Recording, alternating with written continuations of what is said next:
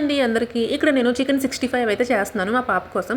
ఇంట్లో ఉన్న వాటితోటి చాలా ఈజీగా అయితే ప్రిపేర్ చేసుకోవచ్చు. అన్నీ ఇంట్లోనే ఉంటాయి. ఒక చికెన్ తప్ప. చికెన్ మాత్రం తెచ్చుకోవాలి. ఓకేనా? అయితే వీడియోలో చూపిస్తున్నాను కదా, బాగా వాష్ చేసుకొని పొడుగ్గా కట్ చేసుకున్న పచ్చిమిర్చి, కరివేపాకు, అల్లం వెల్లుల్లి పేస్టు, ఉప్పు, కారం, పసుపు, కొంచెం garam masala, 2 table spoons cornflour అన్నీ యాడ్ చేసుకొని కలిపేసుకొని పక్కన పెట్టేసుకోండి ఒక 30 మినిట్స్. మనం ఫ్రై చేసుకునే ముందు ఒక కోడిగుడ్డు అయితే చెదక్కొట్టుకొని అందులో వేసేసి బాగా కలుపుకోండి. కలుపుకున్నాక ఒక కడాయి పెట్టుకుని ఆయిల్ బాగా హీట్ అయ్యాక అందులోని ఇదిగోండి వీడియోలో చూపిస్తున్నాను కదా, అలా ఒక్కొక్క ముక్క వేసేసుకొని ఫ్రై చేసుకోండి.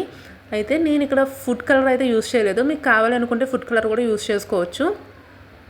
ఎందుకంటే పిల్లలు తినే ఐటమ్స్ కదా, నేనైతే ఫుడ్ కలర్స్ అవి ఏమి యాడ్ చేయనండి. ఇలానే బాగుంటుంది న్యాచురల్గా పిల్లలకు పెట్టే వాటిలోనే. మనం తినడానికి కూడా ఇదే హెల్దీ అని చెప్పచ్చు.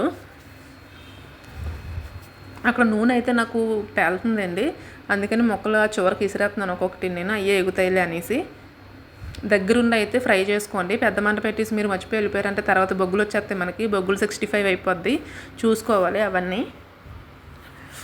చిన్న మంట మీదనే బాగా ఫ్రై అయ్యేలా చూసుకోండి.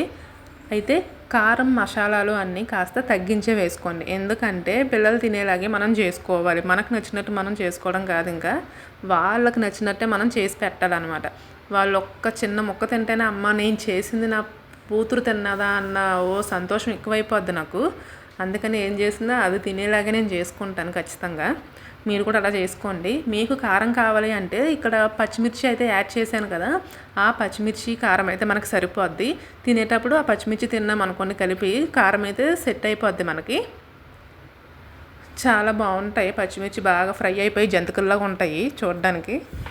టేస్ట్ కూడా అలాగే ఉంటాయి అనుకోకండి, టేస్ట్ మాత్రం కారంగానే బాగుంటాయి. చూడండి చాలాసేపు టైం పడుతుంది అసలు వేగడానికి. ఎంతోసేపు నేను అక్కడ నించొని అలా వేపితేనే కానీ వేగలేదు. ఇప్పుడు ఫ్రై అయితే అయ్యింది. ఇంకొక 5 మినిట్స్ నేను అలానే ఫ్రై చేసేసుకున్నాను వాటిని. ఇంకాస్త కలర్ మారినాయి అనుకోండి, అవి మాడిపోయినట్టు అయిపోతాయి, ఇంకా బాగోవు. ఫుడ్ కలర్స్ అందుకే యాడ్ చేస్తారు, కొంచెం కలర్ఫుల్గా తొందరగా ఎగిపోతాయి, లోపల పచ్చి పచ్చిగా ఉంటాయి. ఎప్పుడైనా అబ్జర్వ్ చేశారో లేదో బయట మీరు తినేటప్పుడు అస్సలు బాగోదు. ఇలా ఎరపగానే లోపలంతా పచ్చిదనం వచ్చేస్తుంది. ఇదిగోండి ఫైనల్గా మన చికెన్ 65 అయితే కాస్త 85 అయిపోయింది, బాగుంది.